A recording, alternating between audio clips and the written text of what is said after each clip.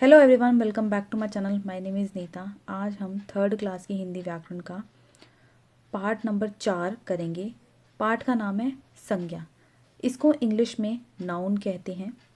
तो ये आपके इंग्लिश पर्सपेक्टिव से समझो या हिंदी पर्सपेक्टिव से समझो, दोनों एक ही चीज़ है, बस लैंग्वेज का फ़र्क है।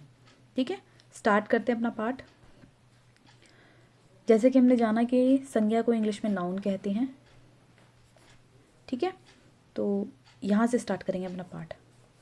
हम प्रतिदिन व्यक्तियों से मिलते हैं, पशु पक्षियों को देखते हैं, वस्तुओं का इस्तेमाल करते हैं। इन सभी चीज़ों के कुछ ना कुछ नाम होते हैं। आइए इनके बारे में जानते हैं। जैसे कि हम बहुत सारी चीज़ें हैं जो यूज़ करते हैं अपनी डे टू डे लाइफ में। ठीक है, हम बर्ड्स को, पक्षियों को देखते हैं। ऐसी बहुत सारी चीज़ें हैं जिनका हम इस्तेमाल करते हैं और उनको कुछ ना कुछ नाम से हम जानते हैं। जैसे एक बॉटल हो गई, जो पानी की बॉटल होती है, उसको हम एक बॉटल के नाम से जानते हैं, तो वो एक चीज़ है। ठीक है, अब हमारे घर में जो व्यक्ति हैं, जैसे हमारे पेरेंट्स हो गए, हमारे भाई बहन हो गए, उनके कुछ नाम है तो हम उनको उन नाम से जानते हैं। तो हम इन नामों के बारे में जानेंगे कि इनको बोलते क्या हैं आखिर में। ठीक है, जैसे कि यहाँ पर देखो एग्जाम्पल्स दिए हुए हैं, उदाहरण दिए हुए हैं। अब्दुल कलाम एक नाम है, महात्मा गांधी, वीरेंद्र सहवाग, ये तो हो गए कुछ व्यक्तियों के नाम। अब यहाँ पर देखो कुछ स्थानों के नाम, जैसे कि दिल्ली, इंडिया गेट। ठीक है, दिल्ली में है इंडिया गेट, जयपुर में है हवा महल, बाज़ार, मार्केट जिसे हम कहते हैं। ये कुछ वस्तुओं के नाम हैं। मेज़ हो गए, किताब हो गई, लैपटॉप हो गया। तो ऐसी बहुत सारे नाम हैं, जैसे कि हम अपनी फ्रेंड्स के नाम ले लो, बहुत सारी चीज़ें हैं जिनके हम नाम हैं। ठीक है, कुछ स्थानों के नाम हो गए। हम हमारे क्या कहते हैं, भारत में ही 28 राज्य हैं, जैसे कि हम जानते हैं। तो उनमें अलग अलग सिटीज़ हैं, जगहों के नाम हैं, तो उनको हम उन नामों से जानते हैं। तो ये कुछ नाम हैं और कुछ चीज़ों के नाम हैं जो हम अपनी ज़िंदगी में यूज़ करते हैं, डे टू डे लाइफ में यूज़ करते हैं। तो उन नामों को आखिर हम इधर से क्यों पढ़ रहे हैं, इधर पे क्यों पढ़ रहे हैं, तो हम ये जानेंगे अच्छी तरीके से। ठीक है, फूलों के नाम, कुछ नाम ये भी हैं, गुलाब, कमल, गेंदा। और यहाँ गुण, भाव और अवस्थाओं के नाम, जैसे बचपन हो गया, खुशी हो गई, बुढ़ापा हो गया। तो ये कुछ हमारे भाव हैं, गुण हैं और अवस्थाएं हैं। अब यहाँ पर जो परिभाषा दी हुई है संज्ञा की, बहुत इम्पॉर्टेंट है आपके एग्ज़ाम पर पर्सपेक्टिव से, और आपसे कॉम्पिटिटिव एग्ज़ाम में भी पूछा जा सकता है कि संज्ञा किसे कहते हैं। किसी व्यक्ति, वस्तु, स्थान, गुण, अवस्थाओं आदि के नाम बताने वाले शब्दों को संज्ञा कहते हैं। बहुत इम्पॉर्टेंट है ये परिभाषा आपके लिए। किसी व्यक्ति, वस्तु, स्थान, गुण या अवस्थाओं के बारे में भी देखा ना, ये हमने ये देखा, ये अवस्थाएं हैं सारी, बचपन, खुशी, बुढ़ापा, ये सारी अवस्थाएं हैं, भाव हैं, गुण हैं आदि के नाम को बताने वाले शब्द को संज्ञा कहते हैं। अभी अब तक हमने ये नाम पढ़े, ये जगहें पढ़ी, कुछ वस्तुओं के नाम पढ़े, ये कुछ फूलों के नाम पढ़े, कुछ अवस्थाओं के नाम पढ़े। ठीक है, तो ये सब क्या है, ये संज्ञा है, ये नाउन है। अब संज्ञा के कुछ भेद होते हैं, कौन कौन से हैं? 3 भेद: जातिवाचक संज्ञा, भाववाचक संज्ञा और व्यक्तिवाचक संज्ञा। अब इन संज्ञाओं को, इन भेदों को हम एक एक करके पढ़ते हैं कि अब जैसे हमने एक सब को एक अपने बोलते कि संज्ञा है, लेकिन संज्ञा को भी अलग अलग भेदों में बांटा गया है, अलग अलग प्रकार में बांटा गया है। जैसे कि जातिवाचक संज्ञा क्या होती है? जिन संज्ञा शब्दों से किसी संपूर्ण जाति या संपूर्ण समूह का बोध होता है, उन्हें जातिवाचक संज्ञा कहते हैं।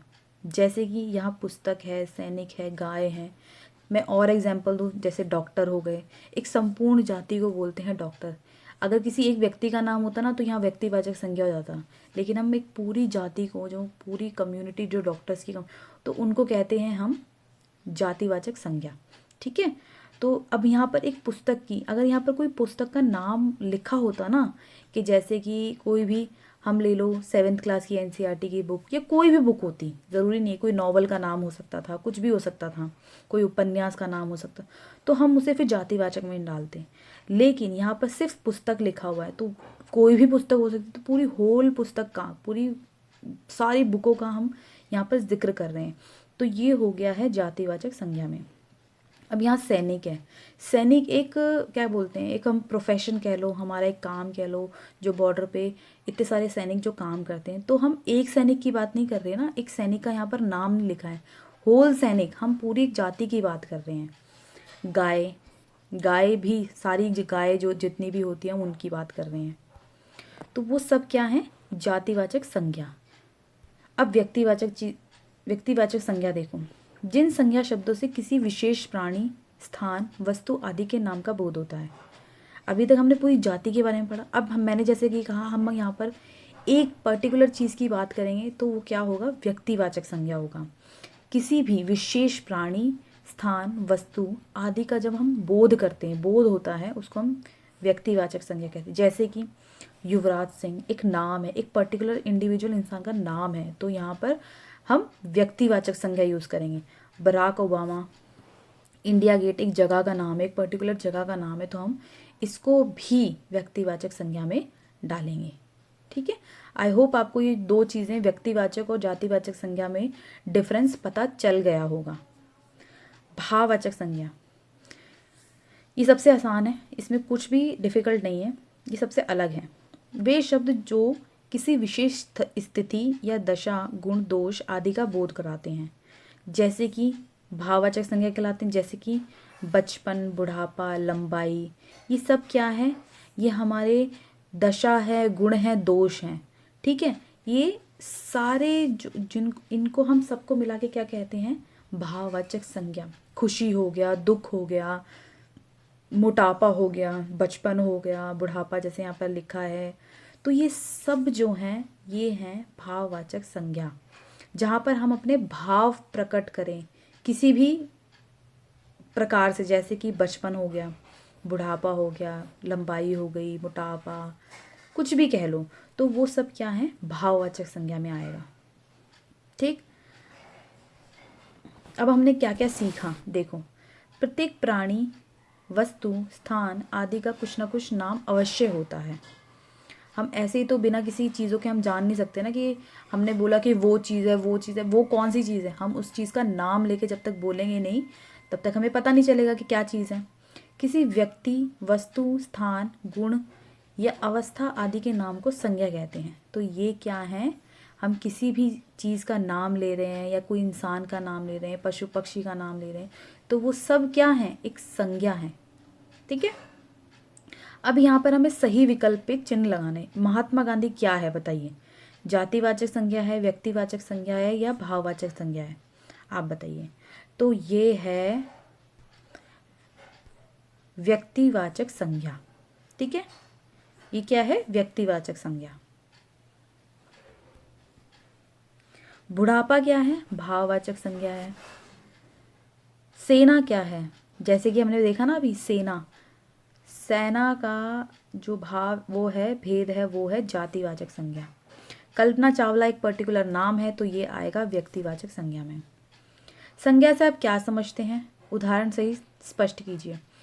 अब यहाँ पर आप संज्ञा की जो परिभाषा है वो यहाँ से लिख सकते हो, ये रही संज्ञा की जो परिभाषा वो आप यहाँ से लिख सकते हो। ठीक है, ये है, या आप यहाँ से भी लिख सकते हो, ये। आई होप आपको क्लियर।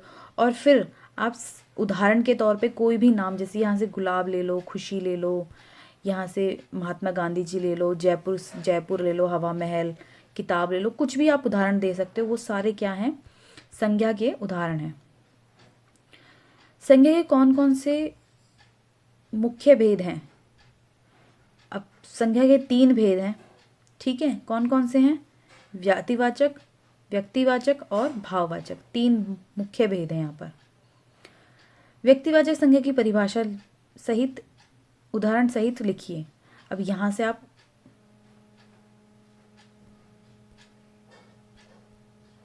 व्यक्तिवाचक की ये रही परिभाषा, और यहीं से लिख लो उसके उदाहरण। तो ये हो गया आपका इस प्रश्न का उत्तर। आई होप आपको जो चीज़ें मैं बता रही हूँ वो क्लियर हो रही हैं। फिर भी कोई डाउट है मुझे कमेंट सेक्शन में ज़रूर बताइएगा। जातिवाचक संज्ञा किसे कहते हैं, उदाहरण देकर समझाइए। जातिवाचक संज्ञा आप यहाँ से लिख लीजिएगा। मैं एक बार इसे रब कर देती हूँ, आपको अच्छे से दिखेगा सब।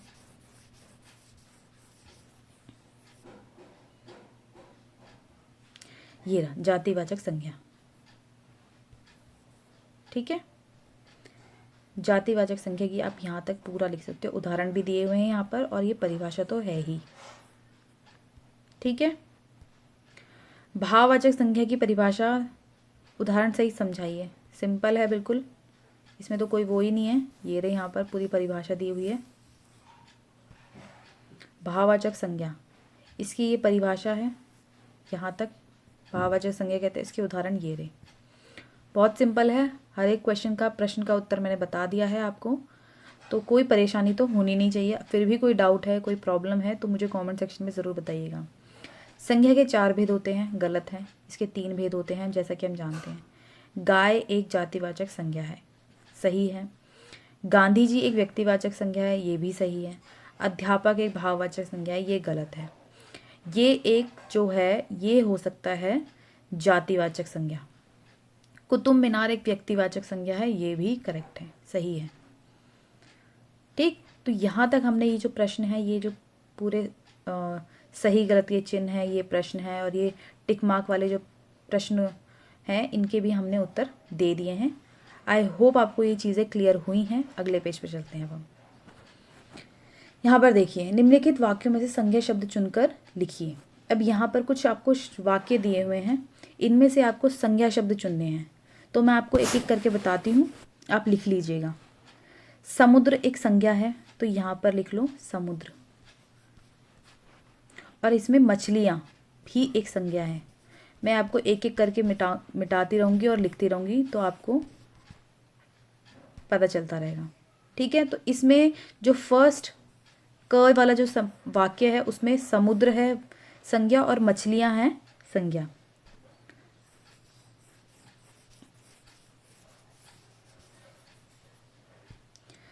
दूसरा जो ख है वो है चीनी में मिठास होती है, तो इसमें हो जाएगा चीनी और मिठास, यहाँ पर कॉमा लगा लीजिए। मोरनी,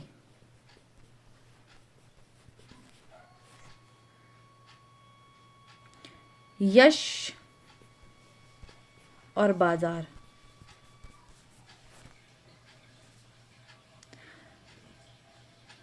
ये मैं मिटा देती हूँ। आई होप आपको चीज़ें क्लियर हो गई हैं। यहाँ पर देख लो, ड में ण में णा खाली जो है, मोहन और आइसक्रीम, इसमें संज्ञा शब्द हैं। नेहा और दिल्ली इसमें संज्ञा शब्द है। अपने ग में मैंने बताया मोरनी एक संज्ञा शब्द है और नाच भी एक संज्ञा शब्द है। ठीक है,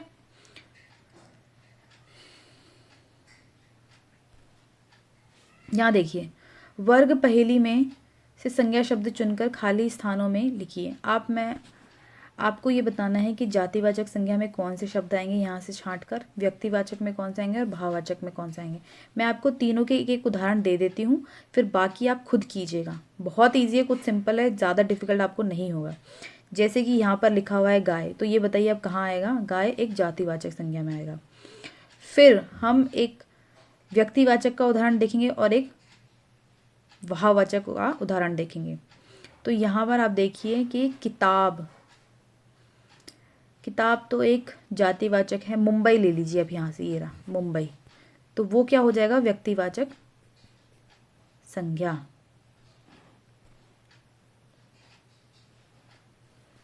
मुंबई, ठीक है। फिर यहाँ पर जो एक भाव आएगा वो आएगा मित्रता, ये लिखा हुआ मित्रता। ठीक है, तो यहाँ पर हमने जो एक एक उदाहरण मैंने आपको बता दिए हैं, बाकी आप खुद कीजिएगा। बहुत सिंपल है, कुछ ऐसा कुछ डिफ़िकल्ट नहीं है। अगर होता तो मैं खुद ही करवा देती, तो आप ये कर सकते हैं और करके मुझे कमेंट सेक्शन में ज़रूर बताइएगा। फिर ये भी सेम ही है, इसमें भी कुछ डिफ़िकल्ट है नहीं। आपको यहाँ पर जातिवाचक संज्ञा और भाववाचक व्यक्तिवाचक के उदाहरण देने हैं। Till then, thank you so much. यहीं पे हमारा वीडियो समाप्त होता है। Thank you so much, bye bye. मिलेंगे नेक्स्ट वीडियो में, और मेरी वीडियो को लाइक शेयर सब्सक्राइब करना बिल्कुल ना भूलें।